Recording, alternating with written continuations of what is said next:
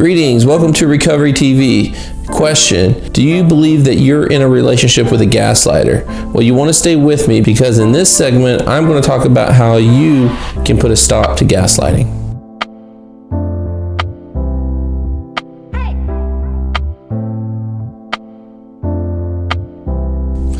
Thank you again for tuning in to Recovery TV. As always, just want to give you a quick reminder that if you like what we're doing here, please subscribe to our channel and don't forget to click that bell so that you're reminded as we post more videos.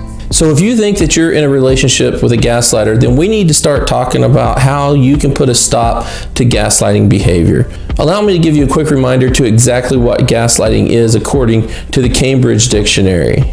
It's the action of tricking or controlling someone by making them believe things that are not true, especially by suggesting that they are mentally ill.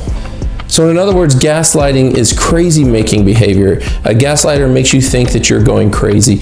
And there are a lot of signs that you can be paying attention to. And I did a video on that recently, and I'll make sure I put a link to that right here, as well as in the description box below. But once you realize that you're in a relationship with a gaslighter, you're asking this question of, how do I stop it? And that's what I want to talk about today. And I'm going to share with you 4 tips on how you can go about putting a stop to gaslighting. Let's begin. Number 1 is to trust your gut. Gaslighters are great at making you think that you're going crazy. So in other words, you're not trusting your gut instincts. And your gut is telling you something. It's there for a reason. It's there to inform you something is awry, something is amiss. And gaslighters are great at making you think that your gut is misinforming you of something. When you start to feel things are amiss in your gut, that is your subconscious or your unconscious mind at work. Malcolm Gladwell, one of my favorite authors of all time, wrote a book about this called Blink, The Power of Thinking Without Thinking. In that book, he talks about how our minds and our brains are constantly taking in stimuli, constantly scanning the environment and bringing in data and responding to that. One of the ways our body responds to that is what we refer to as our gut. And sometimes our gut isn't accurate, or at least what we think our gut is telling us isn't accurate, but we need to at least learn to pay attention to our gut and listen to it and investigate. So when a gaslighter is making you feel like you're going crazy and you can't trust your gut, realize that your gut is trying to tell you something and it deserves to be investigated. That leads me into the second point I want to share with you, and that is that you need to remember that your feelings matter. Gaslighters are great at making you think that your feelings don't matter or your feelings are wrong in some way.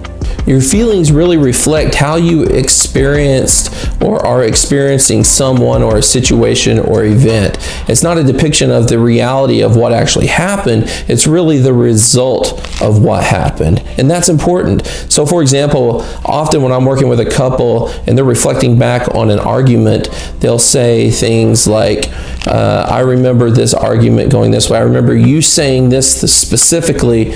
And the other person said, no, I didn't say that. I said this.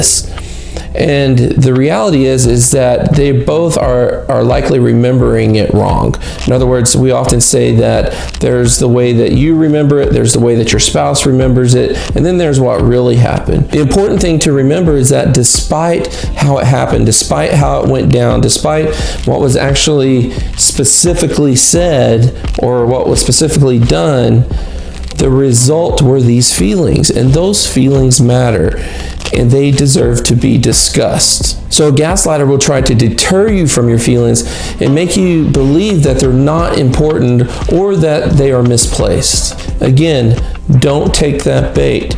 Remind yourself that your feelings matter, and even if they are misplaced, they deserve to be discussed. Number 3, stay on topic and stay focused, because gaslighters are masters of diversion. They're great at getting people off topic. So they're very good at it, and they're very subtle. So if you feel like the conversation is starting to shift to a different topic, to a different concern, or flipping it back on you as if you're the problem, then you need to put a stop to that in its tracks. And you can simply say something like, I'm willing to talk about that, but I want to talk about this right now. If you still have concerns about something I did or another situation or event, then let's talk about that in a minute or two. But right now, I want to talk about this. Stay focused, stay on topic. The fourth and final tip is probably one of the most important tips, but probably not going to be your favorite either. And that is to start therapy. And the reason why that is important is because if you're in a relationship with a gaslighter, it's likely you've been in that relationship for a good period of time.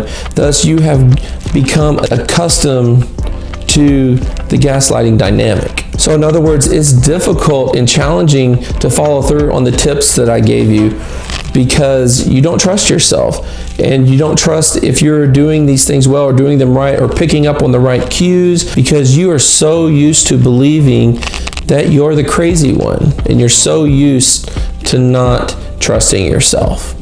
Working with a therapist that's familiar with this type of dynamic can be a very valuable tool and resource, because although you might not be able to trust yourself right now, you can start trusting and relying on them as they start teaching you and helping you learn to trust yourself. So to help you out with that, I've put a few links to therapist directories in the description of this video below, where you can search out a therapist in your area to help you with this issue. So one thing that's important is make sure you read their profiles, go to their websites, and do a little bit of research to see if they work with this particular issue so that you can minimize the chances of bouncing around from therapist to therapist. And I implore you to go ahead and take that step and start to reclaim your sanity today and put a stop to gaslighting in your relationship for good. Thank you for being here with me today. I wish you well in your mental health, your relational health, and your recovery journey.